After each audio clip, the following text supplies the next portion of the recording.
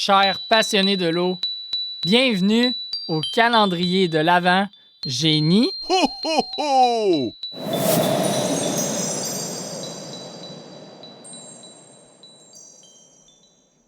Bonjour et bienvenue dans ce nouvel épisode du calendrier de l'Avent de Géniaux. Aujourd'hui, je vais vous présenter un recours qui permet à un élément de la nature d'avoir des droits. Je vais discuter de l'obtention du statut de personnalité juridique de la rivière Magpie, qui est située dans la région de la Côte-Nord au Québec. Les amateurs de sport d'eau vive auront peut-être déjà entendu parler de cette rivière, qui est classée dans le top 10 des meilleures rivières pour effectuer ces sports, selon le National Geographic. Comme je l'ai mentionné, la rivière Magpie est située dans la région de la Côte-Nord, à peu près vis-à-vis l'île d'Anticosti, et plus précisément sur le territoire ancestral de deux communautés innues, Iqaluit et Uashat-Manuitunam, et la rivière mesure 280 km de longueur. Le désir de protection de cette rivière est né du fait que c'est une des rivières non harnachées les plus importantes de la Côte-Nord, et les communautés locales veulent la protéger comme telle, donc sans barrage hydroélectrique. Après la construction d'un barrage, la rivière ne peut plus être le site récréotouristique et sportif qu'elle est aujourd'hui, selon les communautés locales. Donc, la rivière Magpie, c'est la première rivière au Québec et au Canada à recevoir en 2021 le statut comme celui de personnalité juridique. Ça a été fait en collaboration par la MRC de la Mingani et le Conseil des Inuits d'Iqaluit. Avec ce statut, la rivière peut avoir des recours qui sont fondés sur les droits humains. Donc, dans le système juridique québécois, la nature ne peut pas poursuivre elle-même l'auteur de dommages à son endroit.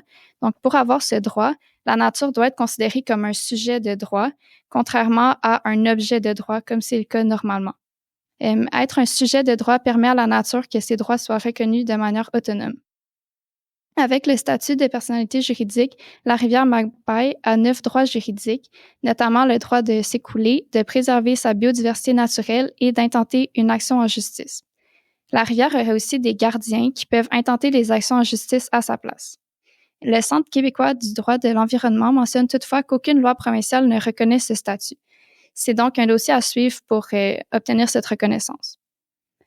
En plus de ça, la rivière Magpie est également désignée comme aire de biodiversité protégée par le gouvernement provincial, ainsi que comme aire du patrimoine autochtone et communautaire, un statut reconnu internationalement pour la conservation des territoires autochtones, et c'est également une première au Canada. Cette action s'inscrit dans un mouvement plus large de la personnalité environnementale. Des exemples semblables se retrouvent dans plusieurs pays à travers le monde, comme en Nouvelle-Zélande, en Équateur, en Bolivie, en Inde et en Colombie.